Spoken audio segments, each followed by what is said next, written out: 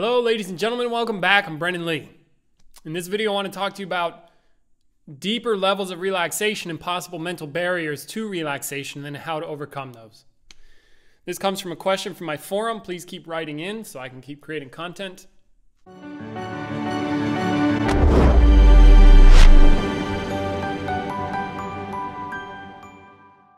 Basically, this question is something like, well, I've been working on relaxing and marrow draining. So these are exercises from the Ching Shin Art of Effortless Power, founded by Peter Rawlinson, where, being able to work with the body in such a way where you can relax and then also do certain things that I would categorize as energetic stuff, or stuff where you might, working with chi or ki or energy, whatever that is. You see, but basically what it is a feeling that you have in your body that you can generate via imagery of some kind, and being able to control the feeling sensations, or what we call the feeling attention or feeling awareness in the body.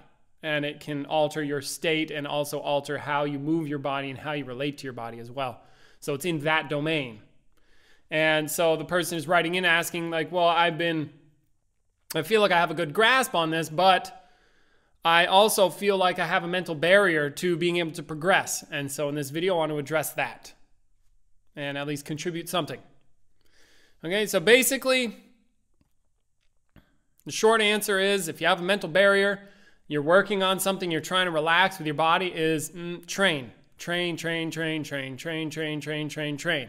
Because it sounds like from your post, you're running into, okay, well, intellectually, I can get so far, but then when I run into certain situations, something else clicks in and my ability to relax goes out the window.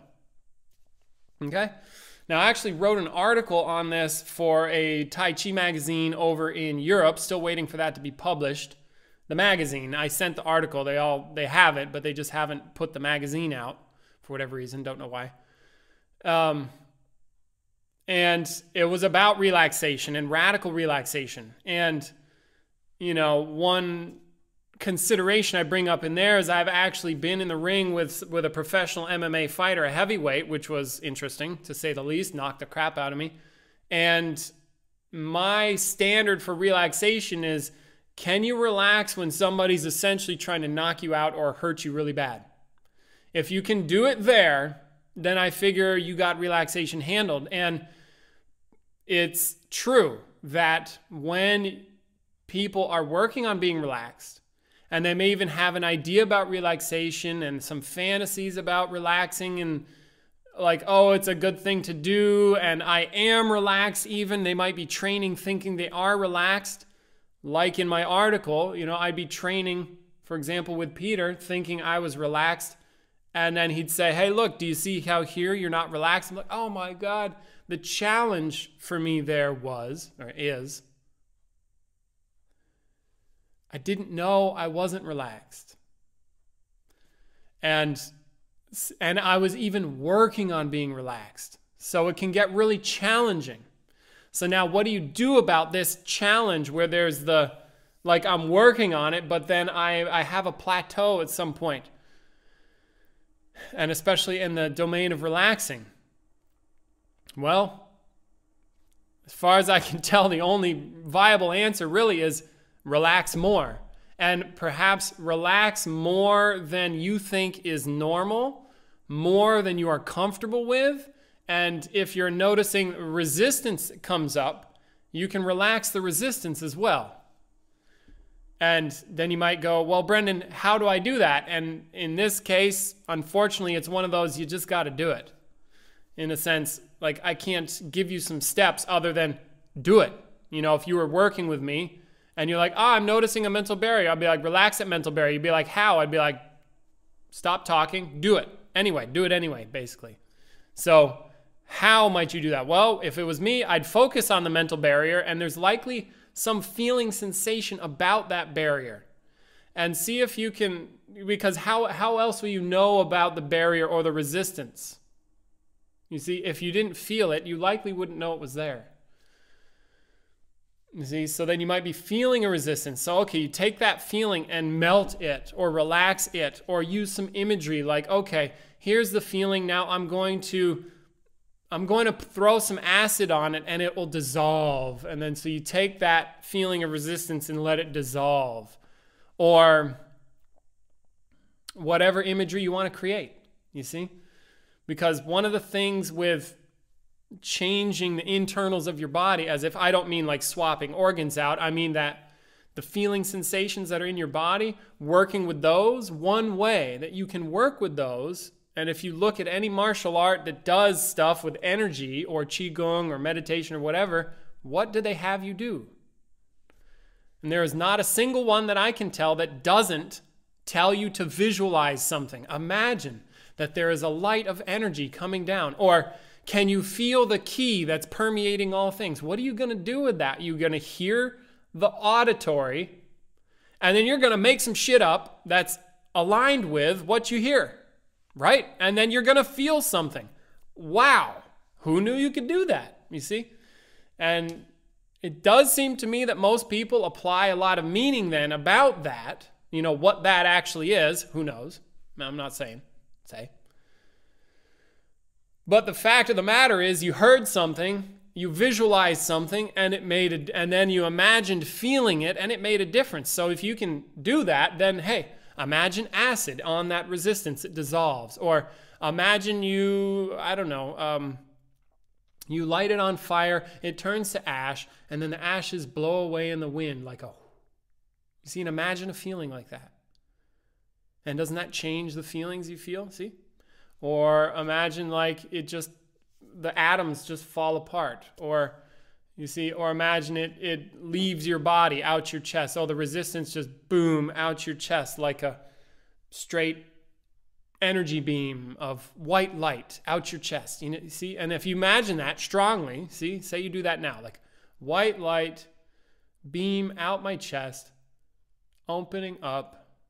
See, the feelings start to change, don't they? Cool. So whatever you can create in that department, I don't care. You could try that. That's one thing you could try. And again, my mind comes back to there is no substitute for tons of training. For example, like, because there's some stuff, acknowledging your contribution to my forum. Thank you. Hey, if you're out there listening, hey, fire one to my forum. I'm happy to respond this way. It helps me create content and give value. Shameless plug. I want to acknowledge that you're like, oh yeah, there's some part of me that can intellectualize about relaxing, but then there's something else that says perhaps, no, we're not relaxing.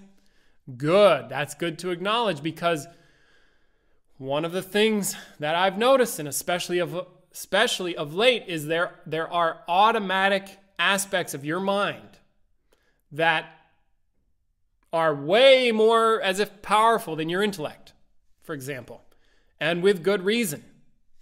You see how objects behind me remain objects? Say, from a scientific standpoint, that's your mind doing that. You don't want objects to go somewhere else, and you notice how automatic that is. As soon as you open your eyes, bingo, there's the sight perception, and objects are a critical part of that, and they stay pretty much the same. With good reason, and automatically, and strongly. Have you ever tried to just change objects? Even if you take a bunch of drugs, like hallucinogens, the objects may shift and morph, but then they resettle back into usually objects. And they're like, oh, that's very strong stuff. For example, there's other aspects that, keep your heart beating. Core aspects of yourself that do not change easily, because foundation. And you want your self foundation to be strong and not just like go one to the next and the next and the next. And it has to be stronger than your intellect. Also, there's stuff that, you touch something hot and your hand goes away. What's that about? Very automatic, very strong, not intellectual. So I want to acknowledge that you notice that aspect. And then that, if you can change that in the domain of relaxing, like say it's like, oh, I'm so relaxed. Like there's a story about this guy. I always forget his name, and then I remember his name. He's a Aikido teacher in the Bay Area. Ralston worked with him for a little bit. God dang it, I can't remember his name right now. It'll probably come to me here in a second. But he has a student named Richard Moon. Okay. And he was talking about relaxing. He's getting into it and talking about how to relax. And then there was a lady in the audience like, oh my God, I'm so relaxed. I'm so relaxed. I'm so relaxed. And he went up and he slapped her and she freaked out. I think I'm probably already told this story. She freaked out. What the fuck? Blah, blah, blah, why'd you hit me? Blah, blah, blah. And he's like, hey, where'd the relaxing go? You seen that points to that same thing. There's an automatic thing when you get slapped or when the crap hits the fan. Or like I think it was Mike Tyson's trainer, Gus, or maybe Mike Tyson is also quoted as saying this. It's like everybody's got a plan until they get punched in the face. See? Because something else goes down when there's contact or sudden stuff. There's this other mind that kicks in. And then that goes to show that if you were able to train yourself, and this again, looping back to the training, so much that even your automatic mind thinks that relaxing is the right and safe and powerful thing to do, now you've got something that's going to be powerful. You see, because until you get it to that point, as soon as something sudden occurs, you will switch to what is familiar, what you think is really going to work, which in 99.99% of cases is brute strength, tension, and aggression, say. If we're talking fighting, but it's like, or to save you, it's like get jumpy, get tense, and freak out, not calm down, smooth the body, relax the mind, relax the body. Like who does that when they're in a crisis? See, now, and then again, how do you switch that? Train it, train it, train it, train it, train it. Put yourself under pressure. See how much you can relax under pressure. Keep telling your lizard brain or your reptilian brain that's the direction to go, and it's like kind of carving a pathway, and these things tend to happen slowly into your brain, a neurological pathway, so that then you actually have access. And this can be a slow process, and the way that you do that is you continually repetition over and over and over and over again. That aspect of your brain, in this case, learns a bit slowly. Your intellect can come up with an idea, but in order for it to really get into your body mind, so to speak, you got to work it. Okay? So those are some thoughts there on how to overcome this potential barrier. Another quick thought, and this is in the contemplative domain. So about the barrier, you can contemplate the barrier itself. You don't need to be doing physical training to do this. You could be in physical training and contemplating. You could be sitting down and contemplating. You could be eating and contemplating. You could walk down the street and contemplating. You could have sex and contemplate. I don't care. It might mess up your sex a little bit, but I'm just letting you know contemplation can occur no matter what. It can occur when there's a jackhammer going on outside. It can occur when it's peace and quiet and total zen. All right. I just wanted to help balance that out in case you think you need a safe space or a place where you can just contemplate. No, you can contemplate anywhere. Thanks for the aside, Brendan. Okay.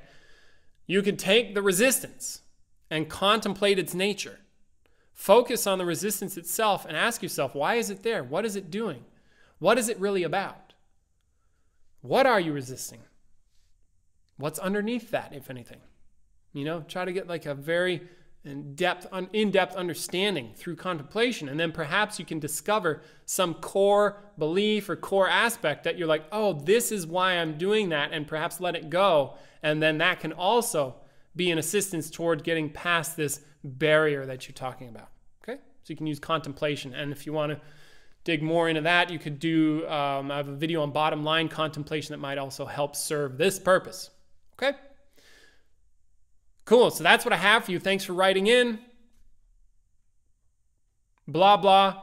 Please come over here and do a workshop. They kick butt. They're extremely powerful events that are done in person or on Zoom. That's like my, hey, come do that. That's really serious. You want to be less serious? Check out my links in the description. There's a free course. I've got a paid course. Hire me to be an online coach. If you want to join a team, I am looking for team members that want to help spread the word.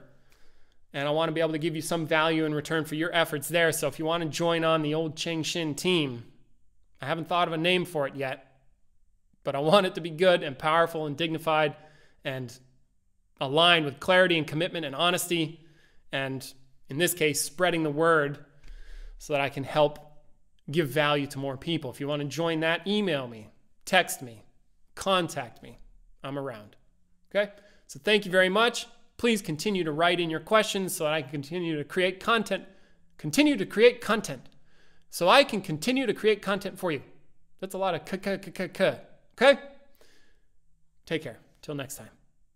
Thank you.